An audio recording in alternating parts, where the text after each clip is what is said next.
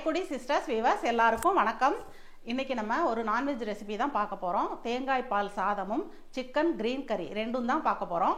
எப்படி செய்கிறதுன்னு பார்த்துடலாமா? தேங்காய் பால் சாதத்துக்கு ஃபஸ்ட்டு நம்ம அரிசி ஒரு அரை மணி நேரம் ஊற வைக்கணும். நான் வந்து கர்நாடகா பொன்னி அரிசி தான் எடுத்திருக்கேன். இது வந்து சோனா மசூரி ரைஸ்ன்னு சொல்லுவாங்க. நான் இது தான் எடுத்திருக்கேன். நீங்கள் பாசுமதி இருந்தால் பாசுமதியும் யூஸ் பண்ணிக்கலாம். இதை முதல்ல கழுவிட்டு நம்ம ஒரு அரை மணி நேரம் ஊற வச்சிடலாம். நான் இந்த கப்பில் ஒரு கப்பு எடுத்திருக்கேன். அரிசி நான் ஊற வச்சுட்டேன். நான் எடுத்த அளவு அரை கிலோ அரிசி அது இருக்கட்டும். இப்போ நம்ம சிக்கன் கிரீன் கிரேவிக்கு வந்து மசாலா ஒன்று வறுத்து அரைக்கணும்.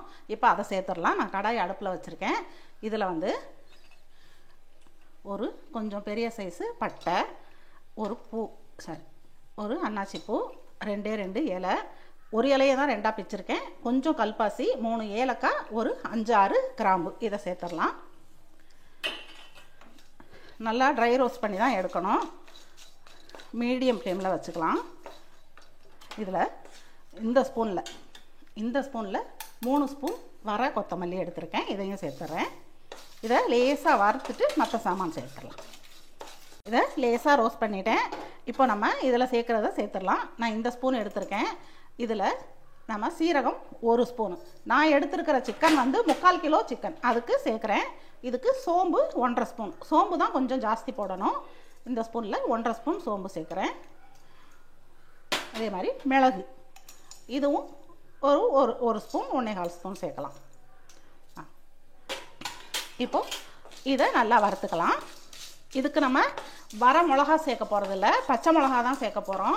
அதனால் நம்ம மிளகா தேவையில்லை. இதை நல்லா வறுத்துக்கலாம். இப்போ மீடியம் ஃப்ளேமில் வச்சுட்டு வறுத்துட்ருக்கேன். வாசம் வந்துருச்சு.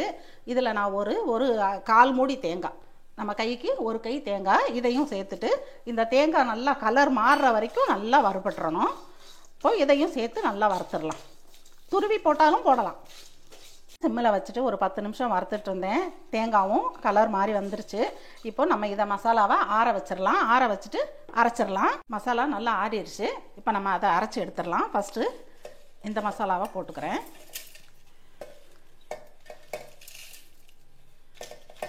இதை ஃபஸ்ட்டு நைஸாக பவுடர் பண்ணிடலாம். பண்ணிவிட்டு இது கூடவே நம்ம 1 கட்டு மல்லி இலை, இது நல்லா கழுவி க்ளீன் பண்ணி வச்சுருக்கேன். இப்படி பிடிச்சா 1 கைப்பிடி இருக்குது மல்லி இலை. அதே அளவு புதினா, இதையும் போட்டு நம்ம காரத்துக்கு பச்சை மிளகா, நான் ஒரு 7 பச்சை மிளகா எடுத்து வச்சுருக்கேன். உங்கள் காரத்துக்கு தகுந்து நீங்கள் போட்டுக்கோங்க. ஃபஸ்ட்டு இதை நான் பவுட்ரு பண்ணிடுறேன்.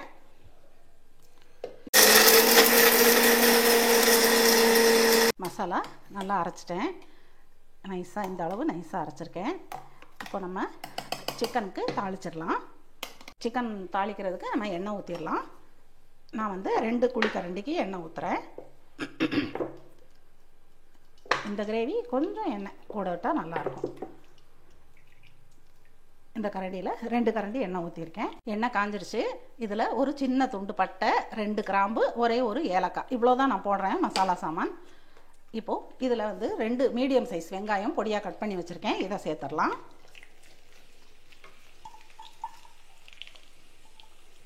நான் கிரேவி தான், அதாவது திக்கு கிரேவி தான் வைக்க போகிறேன்.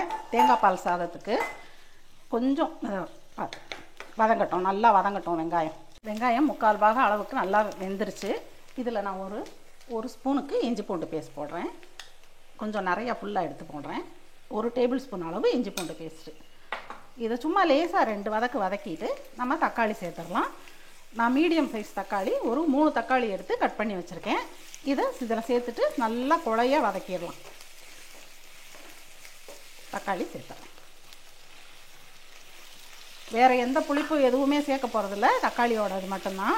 இப்போது தக்காளி வதங்குறதுக்கு நம்ம உப்பு சேர்த்துடலாம். கிரேவிக்கும் சேர்த்து தான் போடுறேன்.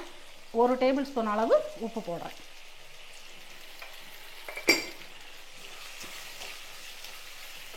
தக்காளியை நல்லா மூடி வச்சுட்டு கொஞ்சம் நேரம் விட்டோம்னா அதுவாக வதங்கி நல்லா வெந்துடும், குழஞ்சிரும். தக்காளி நல்லா வதங்கி குழஞ்சிருச்சு.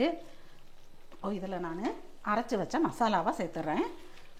நம்ம இந்த மசாலா இதை சேர்த்துடலாம்.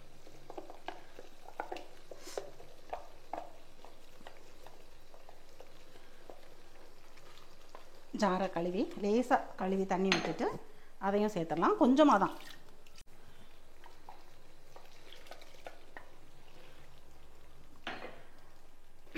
இப்போது மசாலா நல்லா வெந்து கசிஞ்சு எண்ணெய் பிரிஞ்சு வரணும். அந்த அளவுக்கு மசாலாவை வதக்கிடலாம். மூடி வச்சே வதக்குவோம், இல்லைன்னா தெரிக்கும். மசாலா எப்படி இருக்குன்னு பார்ப்போம். நல்லா பச்சை வாசனை எல்லாம் போயிடுச்சு, எண்ணெயும் பிரிஞ்சு நல்லா வந்திருக்கு. பச்சை வாசனை போனோடனே நல்லா வாசனை கமகமன்னு வருது. இப்போது இதில் நம்ம சிக்கன் சேர்த்துடலாம். நான் வந்து ஒரு 3/4 கிலோ சிக்கன் எடுத்து நல்லா க்ளீன் பண்ணி வச்சுருக்கேன். கொஞ்சம் பெரிய பீஸாக தான் போட்டிருக்கேன், இந்த அளவு பீஸ் தான் போட்டிருக்கேன். இதை சேர்த்துடலாம். சப்பாத்தி பூரி எல்லாத்துக்குமே நல்லாயிருக்கும். சிக்கனுக்கு மஞ்சள் தூள், நல்லா 1 ஸ்பூன் மஞ்சள் தூள் சேர்த்துறேன். இப்போது இதை நல்லா வதக்கி விட்டுறலாம்.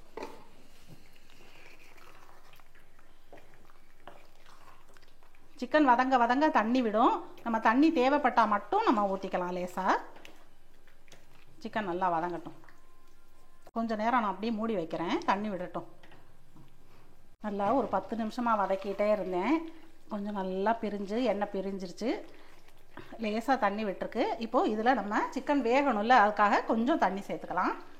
நான் இந்த புதினா அரைச்ச தண்ணியவே கொஞ்சமாக சேர்த்துக்கிறேன். ஒரு 1/2 டம்ளர் தான் சேர்க்குறேன், ரொம்ப வேண்டாம். நமக்கு திக்கு கிரேவியாக வேணும், அதனால் கொஞ்சமாக சேர்த்துக்கிறேன். இந்த ஸ்டேஜில் உப்பு மட்டும் சரி பார்த்துட்டு தேவைப்பட்டால் போட்டுக்கோங்க. எனக்கு கரெக்டாக இருக்குது, காரமும் கரெக்டாக இருக்குது. இப்போது இதை மூடி வச்சுட்டு ஒரு 10 நிமிஷம் நம்ம அப்படியே வேக வச்சிடலாம். நல்லா வெந்துருச்சு, எண்ணெயும் கசிஞ்சு நல்லா வந்துருச்சு. பாருங்கள், இந்த அளவுக்கு நல்லா கிரேவி ஆயிடுச்சு. எனக்கு இந்த அளவு கிரேவி போதும். இப்போது இதை நம்ம இறக்கி வச்சிடலாம். தேங்காய் பால் சாதத்துக்கு குக்கர் வச்சுருக்கேன். இதில் நான் எண்ணெய் சேர்த்துக்கிறேன். நான் ஒரு 1.5 குழிக்கரண்டி எண்ணெயும் கொஞ்சம் நெய்யும் சேர்க்க போகிறேன். நெய் வந்து நான் ஒரு 2 டேபிள் ஸ்பூன் சேர்க்குறேன். இந்த தேங்காய் பால் சாதம் வந்து நீங்கள் முழுக்க முழுக்க தேங்காய் எண்ணெயிலேயே செய்யலாம். எனக்கு தேங்காய் எண்ணெய் நாங்கள் செய்கிறதில்ல, அதனால கீ சேர்த்துருக்கேன். நீங்கள் வந்து தேங்காய் எண்ணெயில் செய்கிறதா இருந்தால் நெய் சேர்க்க வேண்டாம், சும்மா எண்ணெய் மட்டும் கொஞ்சம் சேர்த்து ஊற்றிக்கங்க. காயட்டும். இதில் நான் ஒரு பிரிஞ்சி இலையை 2ஆக கட் பண்ணி வச்சுருக்கேன். ஒரு பெரிய துண்டு பட்டை, ஒரு 10லேருந்து 12 வரைக்கும் கிராம்பு, இதில் ஒரு 6 ஏலக்காய். இப்போது இதை சேர்த்துறேன். இது காஞ்சிருச்சு. இப்போ வந்து நான் வெங்காயம், சின்ன சைஸ் வெங்காயம் 2 கட் பண்ணி வச்சுருக்கேன். இந்த வெங்காயத்தை சேர்த்துறேன். ரொம்ப வெங்காயம் தேவையில்லை இருக்குது. இது நல்லா வறுபடட்டும். வெங்காயம் செவக்க வதக்க வேண்டியதில்லை, நம்ம பாதி அளவு இந்த அளவு வந்தாவே போதும். இப்போ நம்ம இதில் புதினா மல்லித்தழை சேர்த்துடலாம். இதில் மல்லித்தழை சும்மா ஒரு கைப்பிடி, 1/2 கைப்பிடி சேர்த்துட்றேன், ரொம்ப வேண்டாம். அதே மாதிரி புதினாவும் கொஞ்சம் இந்த அளவு போட்டால் போதும். லேசாக வதக்கிட்டு தக்காளி, நான் ஒரே ஒரு தக்காளி மட்டும் சேர்த்துக்கிறேன். இதில் கொஞ்சம் பெரிய பீஸாகவே கட் பண்ணி போட்டிருக்கேன், குழையக்கூடாது. இதில் ஒரு 3 பச்சை மிளகா 2 கீறி வச்சுருக்கேன். காரம் ரொம்ப வேண்டாம், 3 பச்சை மிளகா.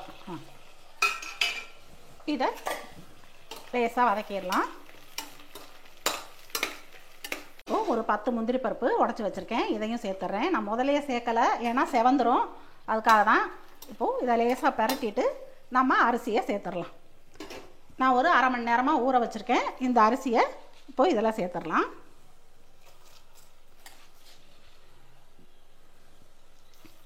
கொஞ்சம் தண்ணி இல்லாமல் சேர்த்துக்கலாம். இந்த எண்ணெய் மசாலா இதோட லைட்டாக ஒரு 2 நிமிஷம் மட்டும் வதக்கி விட்டுறலாம். அரிசி நல்லா வறுபட்டுருச்சு. இப்படி வறுத்துட்டு செய்யும்போது உடையாது, நல்லா பொலன்னு உதிரியாக இருக்கும். அதனால தான் இப்படி செய்கிறோம். தேங்காய் பால் முதல்ல ஊற்றிட்டோன்னா அதுவும் திரியாக ஆயிரும். அதனால தான் இப்போ இதில் நம்ம தேங்காய் பால் ஊற்றிக்கலாம். நான் வந்து 1 கப்பு இதில் சேர்த்தேன். எனக்கு ஒரு சின்ன தேங்காயாக இருந்ததுனால இவ்வளோ தான் பால் வந்திருக்கு. இதுக்கு 2.25 கப்பு நம்ம பால் ஊற்றணும். நம்ம இதை தண்ணியாக சேர்த்து ஊற்றிக்கலாம்.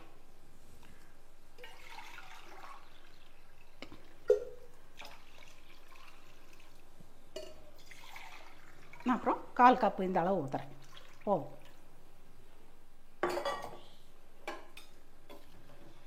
எல்லாத்தையும் மிக்ஸ் பண்ணிவிட்டு நம்ம உப்பு சேர்த்துடலாம். சாதத்துக்கு தேவையான அளவு உப்பு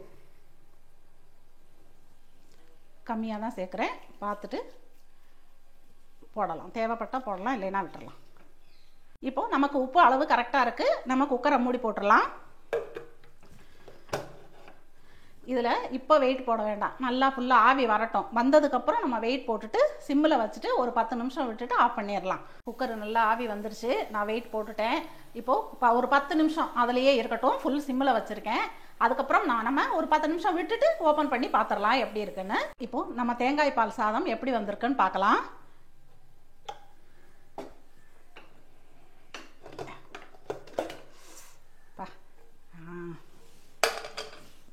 சூப்பர், ரொம்ப நல்லா வந்திருக்கு. இப்போது கொஞ்சம் கூட அடி பிடிக்கலை, சாதமும் ஒன்றோட ஒன்று ஒட்டாமல் நல்லா பொல பொலன்னு வந்திருக்கு. தேங்காய் பால் சாதம் சூப்பராக ரெடி ஆயிடுச்சு. நம்மளோட தேங்காய் பால் சாதமும் சிக்கன் கிரீன் கிரேவியும் சூப்பராக ரெடி ஆயிடுச்சு. நீங்களும் உங்கள் வீட்டில் இதே மாதிரி ட்ரை பண்ணி பார்த்துட்டு எப்படி இருக்குன்னு சொல்லுங்கள். இந்த வீடியோ உங்களுக்கு பிடிச்சிருந்துச்சுன்னா லைக் பண்ணுங்கள், ஷேர் பண்ணுங்கள், சப்ஸ்கிரைப் பண்ணிவிட்டு பக்கத்தில் இருக்கிற பெல்லை கிளிக் பண்ணிடுங்க. பாய்.